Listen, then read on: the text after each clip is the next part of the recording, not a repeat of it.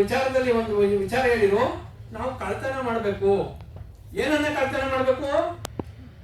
ಬೇರೆ ಹತ್ರ ಇರ್ತಕ್ಕಂಥ ಒಳ್ಳೆ ವಿದ್ಯೆಯನ್ನ ಕಳ್ತನ ಮಾಡ್ಬೇಕು. ಅವ್ರು ಹೇಳ್ತಿದ್ದಂಗೆ ತಕ್ಕಂತ ನಾವು ಕಳ್ತನ ಮಾಡ್ಬೇಕು ಅಂತಕ್ಕಂಥ ಮಾತನ್ನ ಕಳ್ತನ ಮಾಡೋದಲ್ಲ.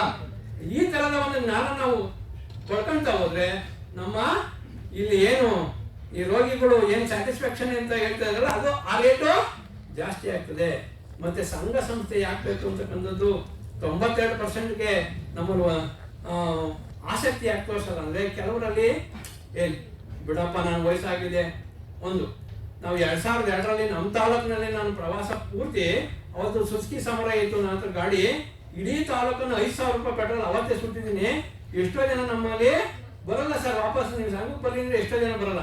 ಆಮೇಲೆ ಒಂದು ಹಂತ ಕೊಟ್ಟೋಗ್ಬಿಟ್ರೆ ಅವ್ರು ನಮ್ಮ ಸಂಘ ಕಡೆ ತಿರುಗಿ ನೋಡಲ್ಲ, ಬರೋದೇ ಇಲ್ಲ. ನಿಮ್ಮ ಸಂಘ ಸಾವತ್ತು ನಂಗೆ ಯಾಕೆ, ಜಾಸ್ತಿ ಜನ ಬರ್ತಾವ್ರೆ ಇದೇ ಸಾಕು ಅಂತಾರೆ.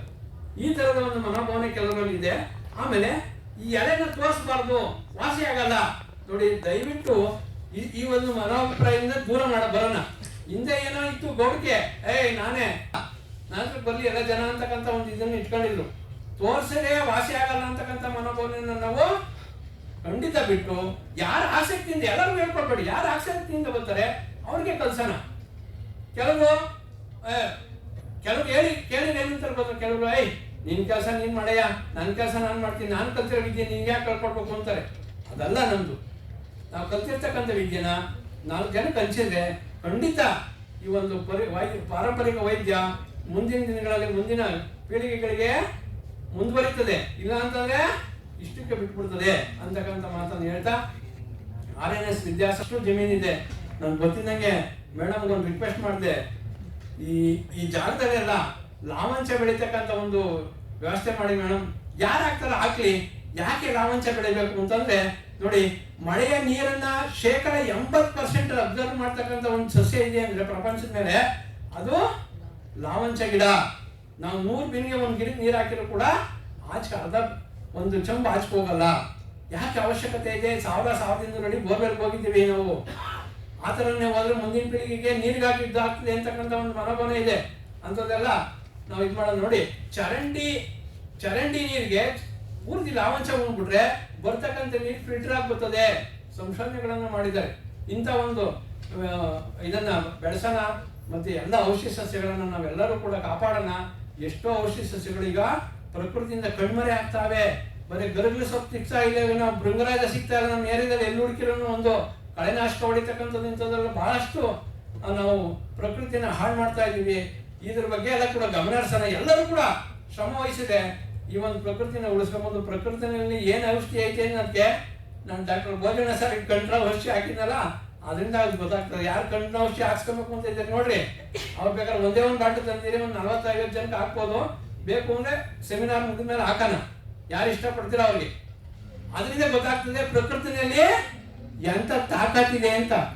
ಪ್ರಕೃತಿನ ಅರ್ಥ ಮಾಡ್ಕೊಳ್ತಾ ಹೋಗ್ಬೇಕು. ಎಷ್ಟು ಜನ್ಮ ಇದ್ರು ಆಗಲ್ಲ. ಇವೆಲ್ಲ ವಿಚಾರಗಳನ್ನು ನಾವು ಚೆನ್ನಾಗಿ ಅಧ್ಯಯನ ಮಾಡಿ ಔಷಧಿನ ಕೊಡ್ತಾ ಹೋದ್ರೆ ಯಾವುದೇ ನೋಡಿ, ಈ ಒಂದೇ ಒಂದು ವಿಚಾರ ಹೇಳ್ಬೇಕು ನಾನು. ನೆಲಮಂಗಲದಲ್ಲಿ ಒಬ್ರು ಡಾಕ್ಟರ್ ಇದ್ದಾರೆ ಗೌರ್ಮೆಂಟ್ ಹಾಸ್ಪಿಟಲಲ್ಲಿ. ಅವ್ರಿಗೆ ಒಂದು ಗಂಟಾಗಿತ್ತು. ಅವ್ರಿಗೆ ಮಗ ಕೂಡ ನಮ್ಮ ಔಷಧಿಯಿಂದಲೇ ಆಯ್ತು. ಅವ್ರಿಗೆ ಒಂದು ಗಂಟಾಗಿದ್ದು ಈ ಇಂಜೆಕ್ಷನ್ ಏನು ಪ್ರತಿದಿನ ಇಂಜೆಕ್ಷನ್ ಹಾಕ್ಸಂತಾರಲ್ಲ ಅದರಿಂದಲೇ ಅದನ್ನ ಇಂಜೆಕ್ಷನ್ ತೆಗೆದೇ ಇಲ್ಲ. ಅದು ನಮ್ಮನೆ ತಗ ಬಂದ್ರು, ಸರ್ ಮಂತ್ರ ಹಾಕ್ರಿ ಅಂತಾರೆ. ಏನ್ ಹೇಳ್ಬೇಕು ನಾವು ಇದಕ್ಕೆ? ಮಂತ್ರ ಹಾಕಿ ಔಷಧಿ ಕೊಡ್ರಿ ಅಂತ ನಾವು ಬಂದ್ರೆ ಗೌರ್ಮೆಂಟ್ ಹಾಸ್ಪಿಟಲ್ MBBS MS ಮಾಡಿರ್ತಕ್ಕಂಥ ಸರ್ಜನ್ನು ಈ ತರ ಹೇಳಿದ್ರೆ ಏನ್ ಹೇಳ್ಬೇಕು? ನಮ್ಮೂರಿನ ಜನ ಹೇಳ್ಬೋತಾರೆ, ನಮ್ಮೂರಿನ ಜನ ಶಂಕರಮೇಶ್ವರದಾಗ ಬರೋಲ್ಲ. ಗೌರ್ಮೆಂಟ್ ಹಾಸ್ಪಿಟಲ್ ಡಾಕ್ಟ್ರು ನಮ್ಮ ಯಾಕೆ ಗೊತ್ತವ್ರಿಗೆ ಮಾತ್ರೆಯಿಂದ ಎಷ್ಟು ತೊಂದರೆ ಅಂತ ಅವ್ರಿಗೆ ಚೆನ್ನಾಗಿ ಬೆಳಗ್ಗೆ ಬರ್ಕೊಡೋರಿಗೆ ಗೊತ್ತು. ಚೆನ್ನಾಗಿ ಬಂದು ನೋಡಿ ಆ ಗಂಟು ಹಂಗೆ ಕರ್ಕೊಂಡ್ಬಿಡ್ತಾರೆ ಔಷಧಿಯಿಂದ. ಸಣ್ಣವಾದ ಔಷಧಿ ಏನಂತ ಕಷ್ಟವಾದ ಔಷಧಿ ಆಗಿಲ್ಲ. ಯಾವುದೇ ಗಂಟು ಕರಗಿಸ್ಬೇಕು ಅಂದ್ರೆ ಉಗುಳಿ ಎಂಬ ಮಸ್ತಾಗಿ ಸಿಗ್ತದೆ. ಜಾಲಿ ಕುಡಿ, ಅನ್ನ, 3 ಸಿಂಪಲ್ ಔಷಧಿಗಳು ಆಗ್ಬಿಟ್ಟು ಕಟ್ತಾ ಹೋದ್ರೆ ಗಂಟು ಓಪನ್ ಆಗ್ಬಿಡ್ತದೆ ನೋಡಿ. ಸರಳ, ಕತ್ತಿ ಹಾಕೋದ್ ಬೇಕಾಗಿಲ್ಲ ಅಂತ ಒಂದು ಔಷಧಿ ನಾವು ಕೊಟ್ಟೆ ವಾಸಿ ಆಯ್ತು. ಇಂಥವೆಲ್ಲ ನಮ್ಮಲ್ಲಿ ಬಹಳಷ್ಟು ಔಷಧಿಗಳು ಇದ್ದಾವೆ. ಇವನ್ನೆಲ್ಲ ಮುಂದೆ ಹೇಳ್ತಾನೆ ಹೋದ್ರೆ ಇಲ್ಲಿಗೆ ಸಮಾಪ್ತಿ ಆಗುತ್ತವೆ, ಮುಂದಿನ ದಿನಗಳಲ್ಲಿ ಬಹಳ ಕಷ್ಟ, ಮುಂದಿನ ಪೀಳಿಗೆಗೆ ಇವೆಲ್ಲ ಬರಲ್ಲ ಅಂತಕ್ಕಂಥ ಮಾತನ್ನು ಹೇಳಿ ಅವಕಾಶ ಕೊಟ್ಟಿದ್ದಕ್ಕೆ ಈ ಸಂಸ್ಥೆಗಂತೂ ನಮಗೆ ಅನಂತ ಧನ್ಯವಾದಗಳು. ವೈದ್ಯ ಪರಿಷತ್ತಿನ ನನ್ನ ಕಾರ್ಯಕಾರಿ ಸಮಿತಿ ಮತ್ತೆ ಅಧ್ಯಕ್ಷರ ಪರವಾಗಿ ಎಲ್ಲ ವೈದ್ಯರ ಪರವಾಗಿ ಹೇಳ್ತಾ ಇದ್ದೀನಿ. ಇಷ್ಟೆಲ್ಲ ಮಾಡ್ಕೊಂಡಿದ್ದೀವಿ, ಬಹಳಷ್ಟು ನಮಗೆ ತುಂಬ ಒಂದು ಒಳ್ಳೆ ಸಾಧನೆ ಮಾಡಿದ್ದೀವಿ ಸರ್. ತಾವು ಇದುವರೆಗೂ ನಾವು ವೈದ್ಯರ ಬಗ್ಗೆ ಯಾರು ಕೂಡ ಇಷ್ಟೊಂದು ಆಳವಾಗಿ ಅಧ್ಯಯನ ಮಾಡಿರಲಿಲ್ಲ, ಅಂತ ಒಂದು ಸಂಶೋಧನೆಯನ್ನು ತಾವು ಮಾಡಿದಿಲ್ಲ. ವೈದ್ಯ ಪರಿಷತ್ ಪರವಾಗಿ ಅನಂತ ಧನ್ಯವಾದಗಳನ್ನು ಸಲ್ಲಿಸಿ ಅವಕಾಶ ಕೊಟ್ಟ ನಿಮ್ಗೆಲ್ಲರಿಗೂ ಅನಿಸಿ ನಾನು ಮಾತನ್ನು ಮುಗಿಸ್ತೀನಿ. ಜೈ ಹಿಂದ್, ಜೈ ಕರ್ನಾಟಕ.